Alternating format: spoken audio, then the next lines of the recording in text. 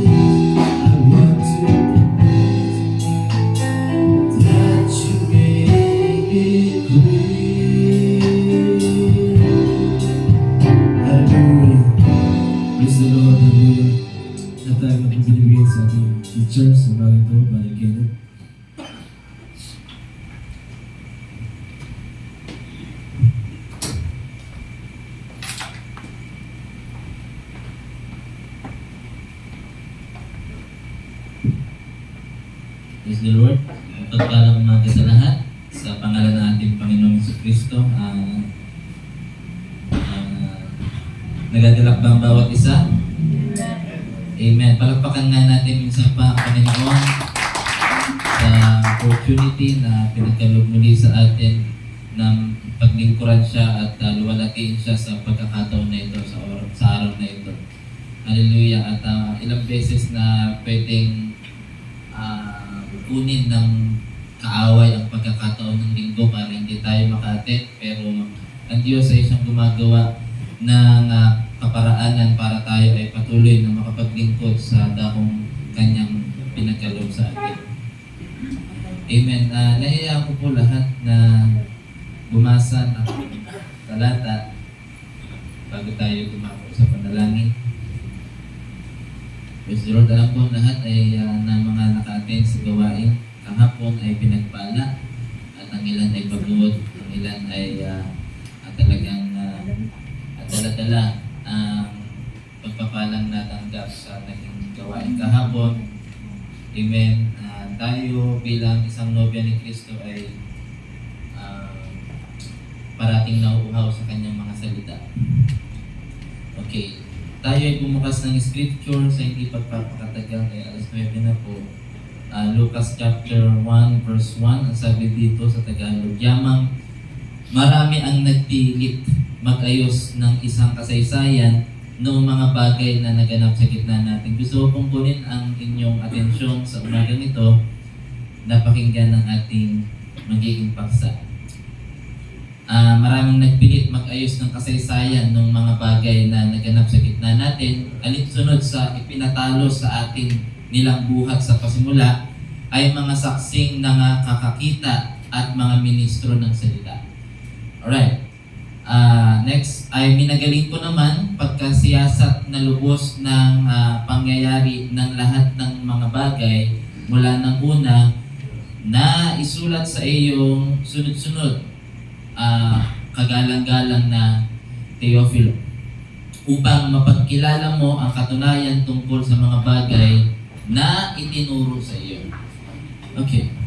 So tayo po ay manalangin para sa basbas ng Banal na Espiritu Santo sa ating binasang puti sa Bible verse sa umagang ito.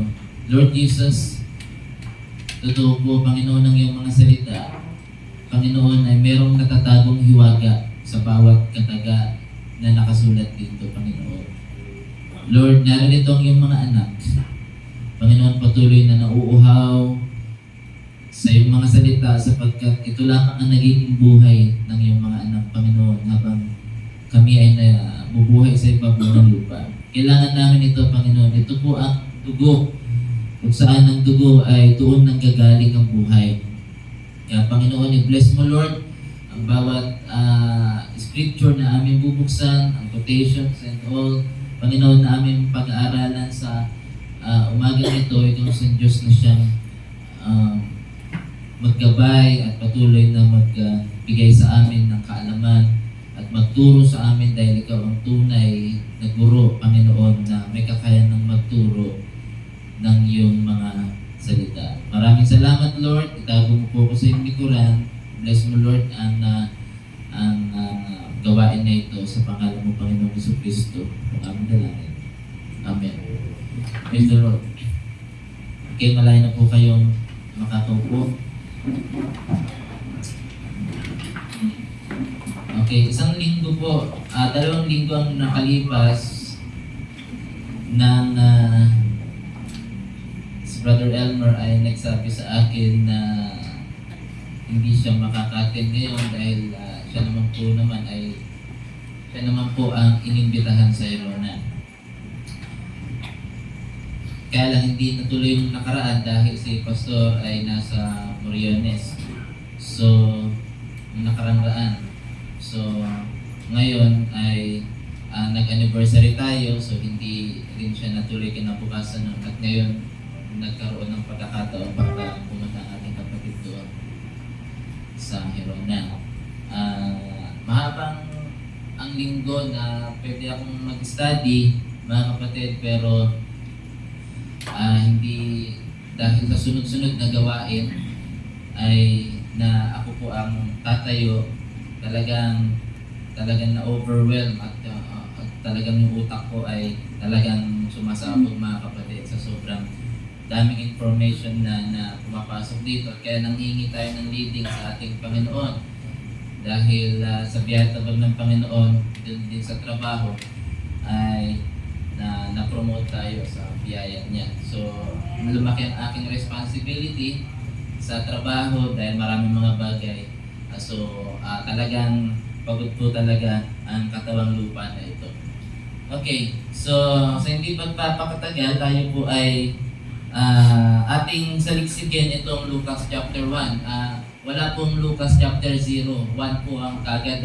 So meaning, mga kapatid, ito yung kauna-unahang mababasa natin pag binuksan natin yung Lucas. Ang nangangahulugan na nagbibigay ito ng linaw patungkol sa mga kasaysayan,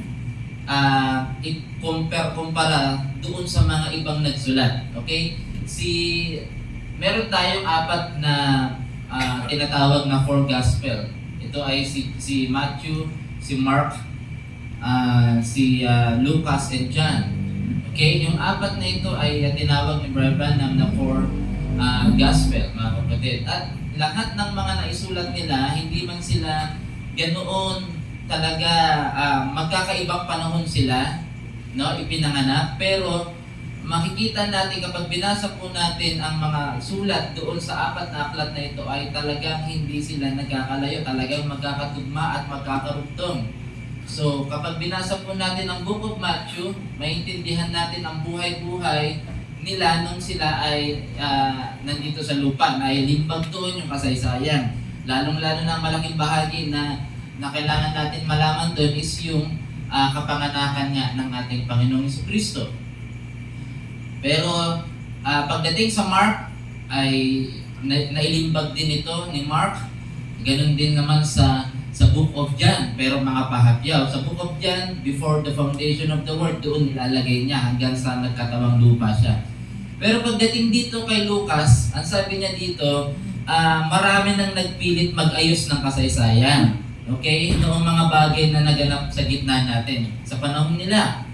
Alinsunod sa ipinatalo sa atin nilang buhat sa pasimula ay mga saksing nakakakita at mga ministro ng salita, mga manggagawa ito. Ngayon, ang meaning na sinasabi ni Dr. Lucas dito, mga kapatid, ilalahad niya ng mas malinaw pa ang kasaysayan. At ito ay isusulat niya kay kanino? Kay Teofilo. Right? So, upang mapakilala mo ang katunayan tungkol sa mga bagay na itinuro sa iyo. Okay, itong si Teofilo ay bakit kaya sa dami ng mga tao doon sa panahon ni Lucas, bakit kay Teofilo isinulat itong mas malinaw na kasaysayan? Malinaw ang nakasulat sa Book of Matthew, sa Mark, and sa John, pero ang sinasabi dito, mas gagawin niyang mas malinaw. Okay? Dahil marami nang nagkakaroon ng confusion sa mga Bible scholar patungkol sa mga timeline, mga kapatid, ng kasaysayan. Pero si Lucas, nagbigay siya ng mas malinaw na hint para mas maging accurate yung ating timeline. Okay? So, itong si Teofilo, kung bakit sa kanya i-deliver itong kasaysayan na mas malinaw na kasaysayan, dahil si Teofilo pala ay malapit sa damdamin ng Diyos. Okay? Ang English po ng Teofilo ay Theophilus. Theophilus sa English version ng King James. Tagalog kasi ang binasa natin. Now, ang ibig sabihin ng Theophilos, ang Theo, ihimayin natin na onte, ito siya, ito sa English pala, it seems good to me also having had a perfect understanding of all things from the very first to write unto you in order most excellent Theophilus. Meaning, mga kapatid, bukod sa malapit sa damdamin ng Diyos itong taong ito, siya po ay most excellent person, mga kapatid. Meaning, siya po ay ma-impluensya. Merong marahil mataas na ranggo na katungkulan sa panahon ni Lucas. Now, ang ibig sabihin ng Theo, himayin lang natin na next. Ang Theo, ibig sabihin ay God. Kaya nga yung Theophany. Actually, yun yung ating, doon ako unang nag-aaral pero bakit hindi ko alam, ba't tinakbo muli tayo dito sa pangungusap na ito. Mamaya babanggitin ko anong title ng ating pagtuturo ngayong umaga. Okay, so Theophany, kaya nga Theophany, Theo means God, and then yung phany is means appearing. So, Theophany, God's appearing. Kaya yung God form, mga kapatid. So, from eternity, from out of nowhere, merong mga kaisipan doon, thought, has been expressed. So, nag-express siya, lumabas ngayon yung logos, which is, we call it Theophany, sabi ni Brother Branham. So, yung Theophany kasi is a body form para makita kung ano yung nag-iisip na yon.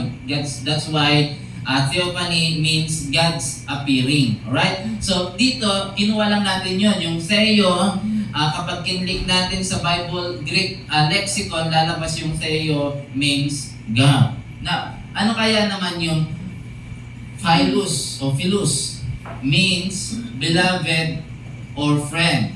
So, kapag pinagbuo natin yan, Theophilus, ang ibig sabihin ay beloved of God. So, that's why, dito natin maintindihan kung bakit sa dami ng tao doon ay dito nagsulat si Lucas at pinadala niya kay Theophilus. Una, dahil siya ay most excellent at kilala at mas marami siyang pwedeng maimpluwensyahan at mapangaralan patungkol sa kung ano ang malinaw na isinulat ni Lucas. Pangalawa, hindi siya magkakamali dahil siya ay malapit sa damdamin ng Diyos. Alright.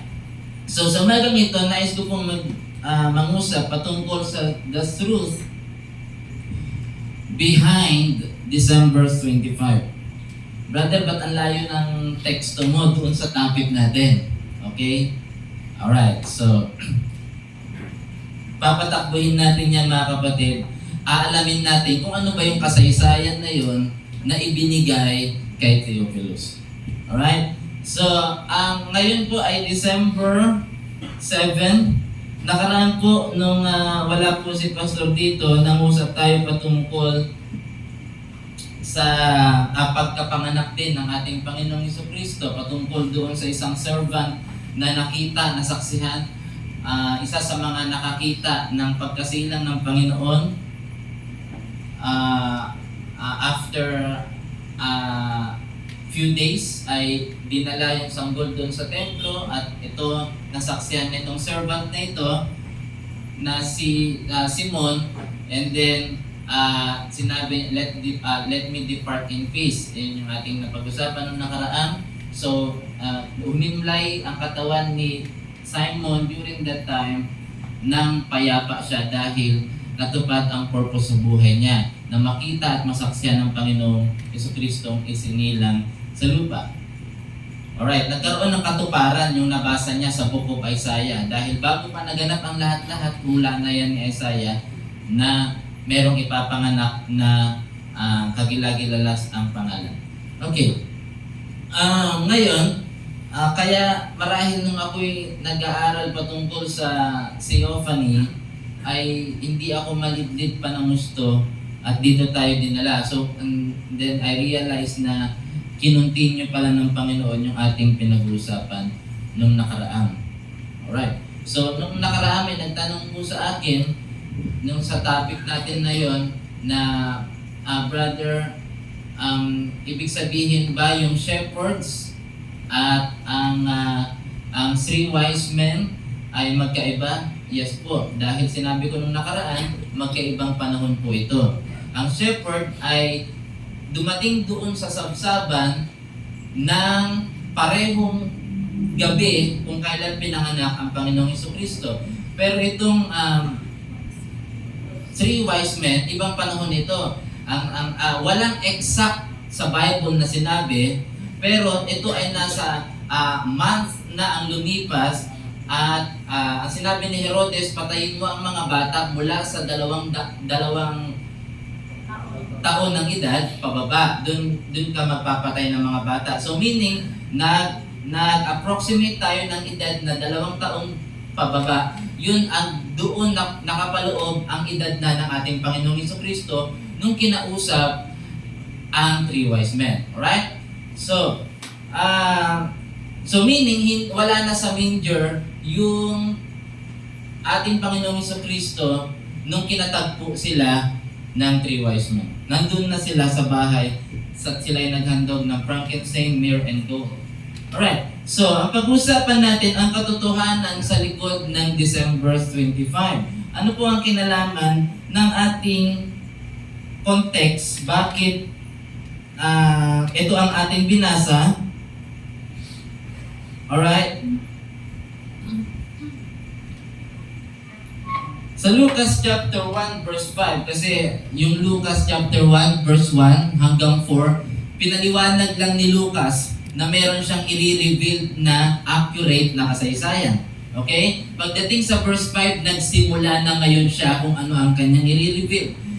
There was in the days of Herod, the king of Judea, a certain priest named Zacharias. Okay?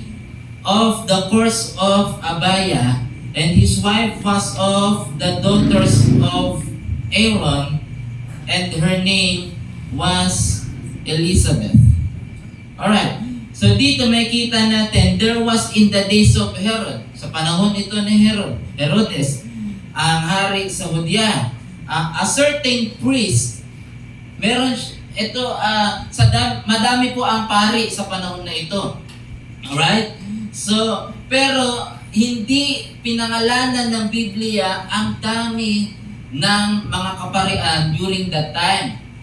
Meron lang specific na nilalapag ang Biblia ng mga pangalan kapag ito ay merong malaking bahagi at katuturan sa atin. So sa dami ng pari na meron sa panahon na yan, ay there is a certain priest. A certain priest. So meaning, meron siyang malaking magiging bahagi. No, itong si Zacarias. Saan daw siya nanggaling? Sa course of Abaya. So, pag-usapan natin ngayon kung ano itong course of Abaya. Alright? So, mamaya maintindihan natin bakit diyan tayo dadaloy. Alright? So next, yung course of Abaya, mga kapatid, balik muna natin. Ang course of Abaya, pag sinabi mo pong course in the Bible, yan po ay nangangahulugan ng a group of people or pangkat, no? So meaning, si Abaya ay isa sa mga Levita o isa sa mga namuno, mga kapatid. At isang pari, mga kapatid, na kung saan ang kanyang pangkat ay bahagi ito si Zacarias. Naintindihan natin? So meaning, mga kapatid, sa bawat sa 1 Chronicles chapter 24, pinaliwanag doon ni King David na mayroong dapat 24 priests doon sa templo na maglilingkod a year. So, bawat sabi dun sa 1 Chronicles, bawat pari ay maglilingkod 1 linggo kada taon. Okay, naintindihan natin? Gusto kong dahan-dahanin nito eh. Hallelujah. Now, kada isang pari ay maglilingkod 1 linggo kada taon. So, ang isang pari na yan, meron siyang course, meron siyang pangkat na kasama niya na tagapaglingkod kasi kanya-kanyang mga trabaho yon. Kaya nga, yun ay panaliwanag sa Book of Numbers. Kaya yan Book of Numbers kasi mga bilang yan ng mga taong naglilingkod sa templo at bilang ng mga lahi. Yan, iba-ibang mga chapter yon pag binasa natin. Okay, so sa templo ay merong sa pinto, nagbabantay, meron sa ganito, sa ganito, sa ganyan. So pinaliwanag yan. And then, in-explain din yan sa Book of Chronicles. So, ngayon, si Abaya ay isa lamang sa doon sa mga nakatalagang pinaka-leader, kumbaga, ng pangkat. At member ng pangkat ni Abaya, si Zacarias. Alright. So, tignan natin ang 24 priestly divisions na makikita natin sa 1 Chronicles chapter 24 verse 1 hanggang 19. Pero hindi na natin babasahin. Ito po yung mga nakalagay dyan. Number 1, si Jehoiarib, Jedaiah, Harim, Sorem, so and so forth. So ang kukunin lang po natin yung panaliwanag ni Lucas chapter 1 verse 5 na lumabas yung pangalang Abaya. Na ang unang isa sa mga nabanggit na ang pangalang Abaya na mababasa natin sa Chronicles.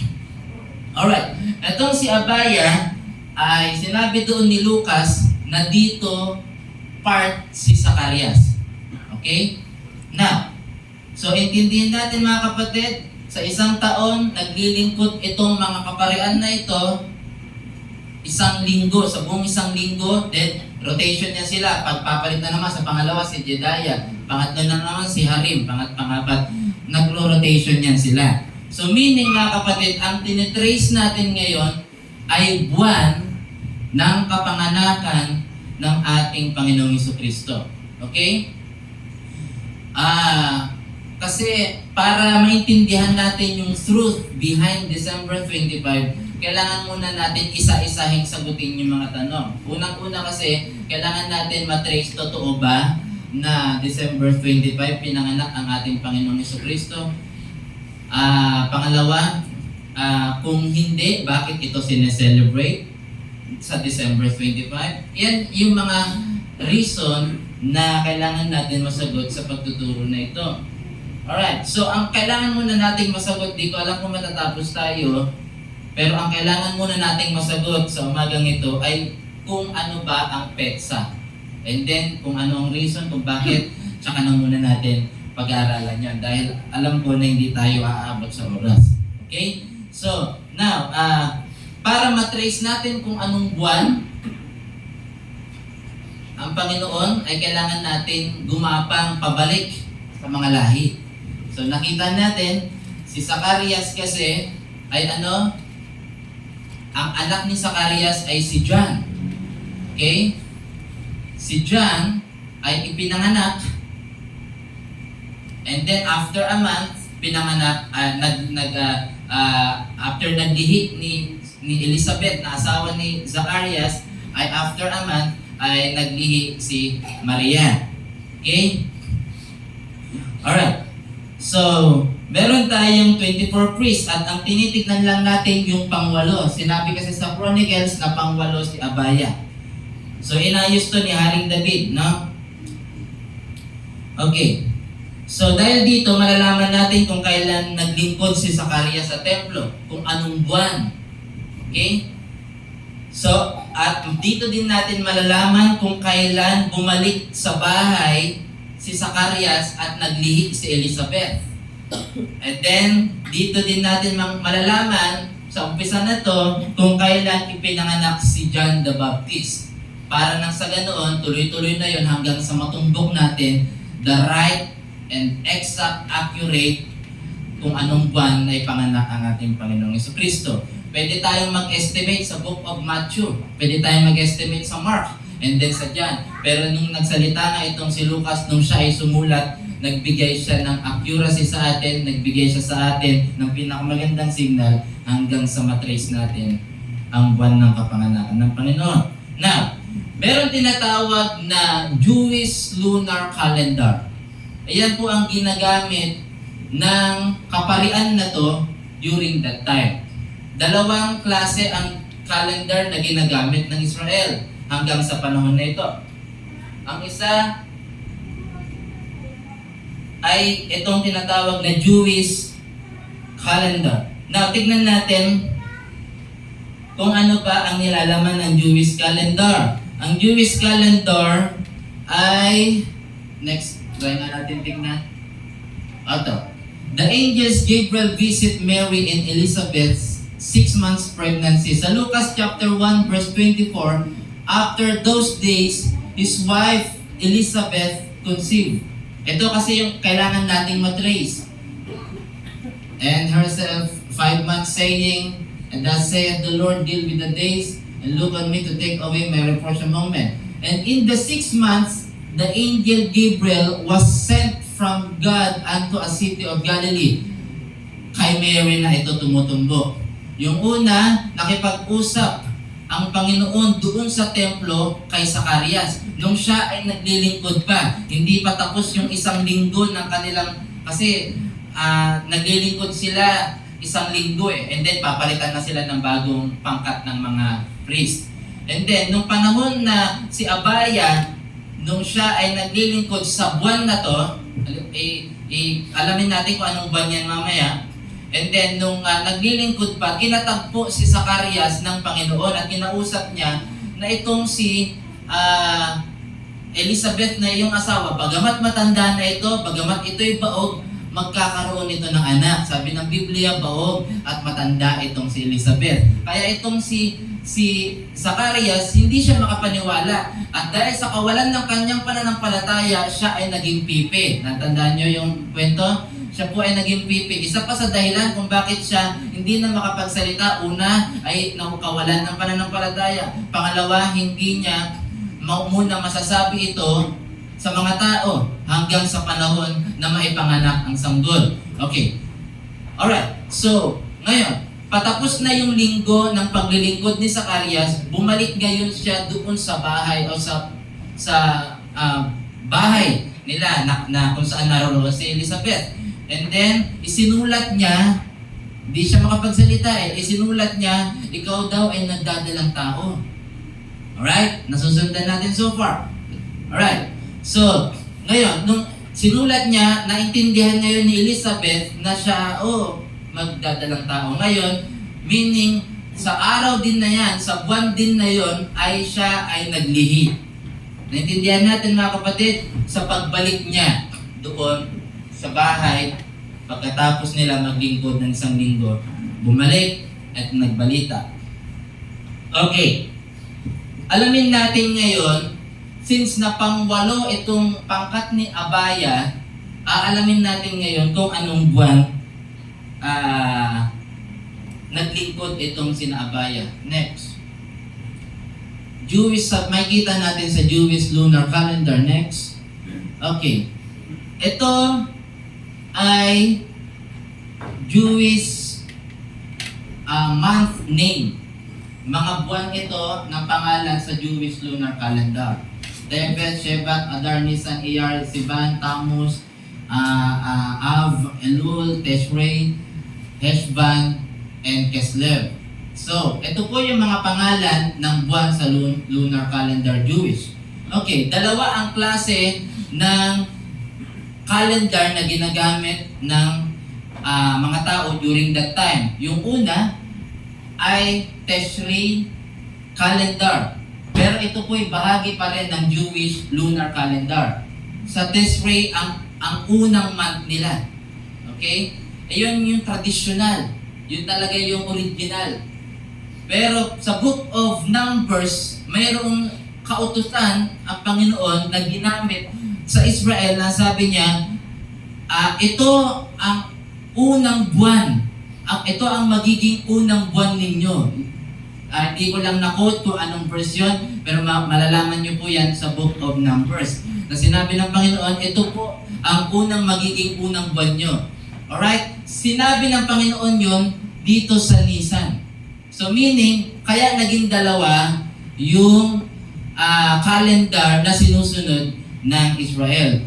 Kapag dating sa tradisyon, sa pagdating ng Panginoon, pangungusap nila, itong sinusundan nila. Yung mga Feast of Tabernacle, something.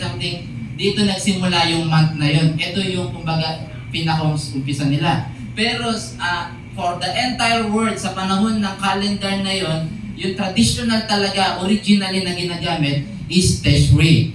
Which is, sa ating modern calendar na tinatawag na Gregorian calendar, ito na ang mga pangalan, January, February, traditional na alam natin. Okay, kung ito ang unang buwan ito ang unang buwan ng calendar ng Jewish, mga kapatid. So meaning, tumatapat ito sa panahon natin ng October. Right? At Tishrei, sa panahon ng Gregorian, sa panahon na ito, kung anong season ito, tumatapat iyon ng October. Alright? So meaning, October. Okay, next. So sa October, kung ito ang unang buwan nila, mga kapatid, merong 24 priests na 24 priests na naglilingkod yearly. Isang priest, isang pangkat, isang linggo kada isang pangkat. Naintindihan natin? So ang unang isang linggo ay sa pangkat ni Jehoiarib. Sa pangalawang linggo, Jedaiah. And then sa pangatlong linggo, si Harim. Sa pang-apat ay si Sorim. So natapos yung isang buwan ng Tishrei, ay sumunod na ngayon yung November, Heshvan. Kung saan doon ay ang pangkat na ni Malkiha, ni Mahabin, and then Hapos, and then si Abaya. So dito ngayon, na-trace natin na sa November ng katapusan, naglingkod itong course of Abaya na sinabi ni Lucas chapter 1, verse 4. Nasusundan niyo ako so far? Can you say amen? Alright. So, alam ko pagod ang lahat, pero kailangan natin ma-achieve o ma-catch ang ating pinag-aaralan ngayong umaga.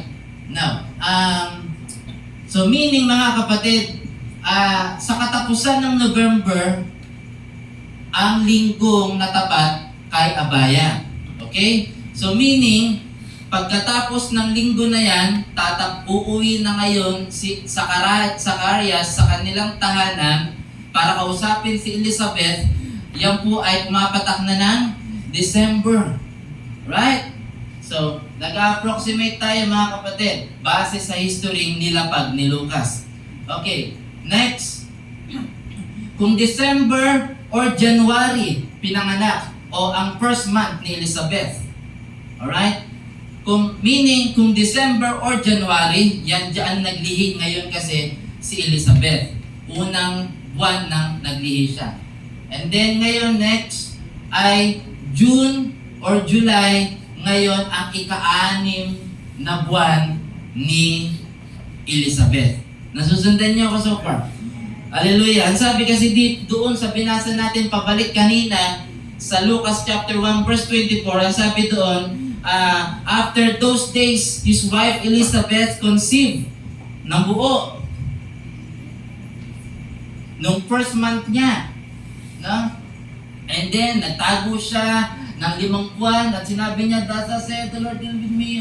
Pero pagkatapos ng 6 na buwan, dumating muli yung leading ng Panginoon para kausapin si Maria. So, ay balik natin doon sa kanina. So, meaning mga kapatid, mula sa unang buwan hanggang sa ika-6, dito kinausap ng Panginoon si Maria. So, meaning mga kapatid, June or July din nagsimula ngayong mag-conceive si Maria. Alright. Now, so kung ganun mga kapatid, basahin natin muna ang quotation ng prophet kung ano bang sinasabi patungkol dito. Ang sabi ni Brother Branham sa From That Time, paragraph 197, "And here Elizabeth had hid herself, and when they little Mary, I can see her coming up the path hard as she can." You know, dito may kita mga kapatid na ito na yung June or July. Okay, yun na yung buwan.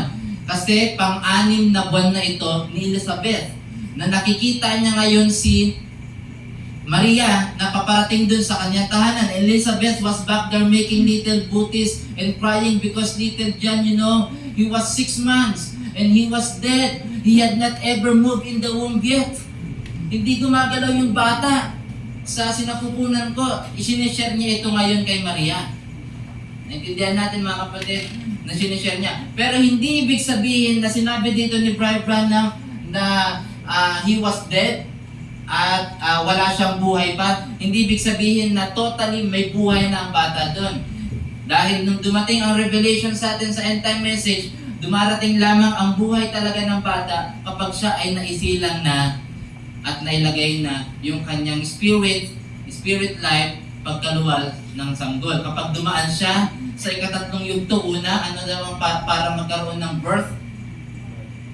Water, panubigan, blood, and then life. Doon pa lang magkakaroon totally ng spirit life ang sanggol. Bakit sumisipa? Ba't gumagalaw?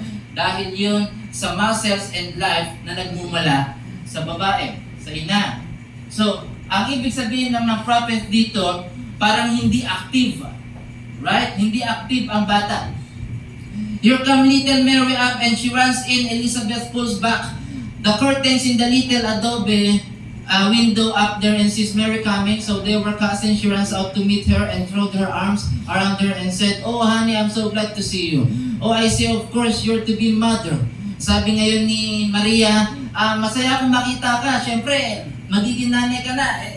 Yung 6 months na yun, may kita na yung itsura na siya'y buntis. "Yes, I'm to be mother," sabi ngayon ni Elizabeth said, "but I'm a little scared. Takot ako." She said, "It's 6 months with me as a mother. And there's been no life yet. And just a little bit worried." Nag-aalala ngayon siya. Next. Mary with her little eyes sparkling, 16, bata pa si Mary dito, "I'm going to have a baby too." Binalita niya ngayon kay Elizabeth na kanyang pinsan, "Oh, magkaka-baby na rin ako." "Oh, you and Joseph is already married? I'm glad to hear it." Ang sabi ni Elizabeth. Ang sabi ni Maria, "Oh, we ain't. We're not just engaged. We never been married yet. Hindi pa kami pinapang-asawa. And you're going to have a baby? Paano nagkaroon ka? What's the matter? What about this? Paano nagkaroon ka ng anak na hindi pa pala kayo kasal?" She said, "Yes, I met Gabriel the angel." So nakipagtagpo, no, sa ika-6 na buwan, itong si Maria, si Angel Gabriel, doon kay Maria, and a day ago, right after the day na kinatagpo siya, binalita niya agad ngayon kay Elizabeth. And he told me that this holy thing will be called Son of God, and said I should call his name Jesus. And just as soon, nung binanggit ni Maria na ang pangalan nito ay Jesus, and just as soon as the first time that the word Jesus Christ was ever spoke out of the mortal lip, nung kauna-unahang nabigkas ang pangalang Jesus sa bibig ng isang mortal na tao, which is si Maria, the little baby in the womb of Elizabeth come alive. Biglang sumipa and begin to leap and jump for joy. Biglang nagkaroon ng aktibo doon sa katiyan ni Elizabeth. So meaning, talagang totoo ang salita, hindi nagkakamali. Ang Panginoong Jesucristo ang nagbibigay buhay at aktibo sa bawat nahihimlay. That's right. And her faith, she was filled with the Holy Ghost, and she said, "When cometh the mother, my Lord, for as soon as the salutation comes into my ears, and baby, what's that? Leap in the womb for joy." So nagkaroon ng kagalakan. Now, so next, so 6 na buwan si Elizabeth na siya ay nagdadalang tao pa. So tumapat iyon ng June or July. Ang first month ni Maria ay ano din? June or July. So ilang buwan bago mag-labor ang isang buntis? 9 months. Alright? So kung December or January ang first month ni Elizabeth, alright? Ngayon kung June, July, 6 months kinatagpo si Elizabeth, at yun din ang unang buwan ng pagdadalang tao ni Maria. So sabay-sabay natin bilangin. O, dito tayo sa July. Ano ba? July, ano nasunod? July, August, September, October, November, December, January, February, March, April. Right? Eksakto mga kapatid. April ang kapanganakan ng ating Panginoon base sa inilahad ni Lucas chapter 1. Naintindihan natin mga kapatid? April. So meaning, hindi pala December ang kapanganakan ng ating Panginoong Jesucristo base sa calendar and base sa inilahad na kwento ni Lucas na pinagkunan ay sa Abaya priest, mga kapatid. Alright. So, ayan ba ay sinabi ng propeta sa uling panahon natin na ito? Na April ba ay pinanganak? Ang sabi ng quotation, "It could not have been Christ's birthday. It just absolutely could not have been. He'd have to been born in March or April." Kaya nga, June or July. Right? So, meaning, pag binilang mo yun, magiging March or April. Nakakasunod tayo so far. Because He was the Lamb. Kung bakit siya April or March, dahil siya ay Lamb. Ito po ay na-explain natin nung pinangaral natin yung Let Me Depart in Peace nung last Sunday. And He was a male sheep and born under the ram. Aries, it had to be UC. And sheep are not born in December anyhow. Sheep are born in the spring. Alright. Ang ibang mga kasagutan kung bakit ginawang December ay aalamin natin sa susunod na lang na pagkakataon. So purihin ang ating Panginoong Jesucristo sa umagang ito, at tayo po ay magsitayo at ating awitin. Hallelujah. Natawagan po ang ating musician. Hallelujah. Masaya ba lahat? Alright, so maraming pwedeng mabuo, kaya din tayo na-lead sa ganitong pagtuturo dahil maraming mga bago, no? Matatanong, ba't may Christmas ba tayo? May Christmas ba tayo? Aalamin din natin niya sa susunod. Alright?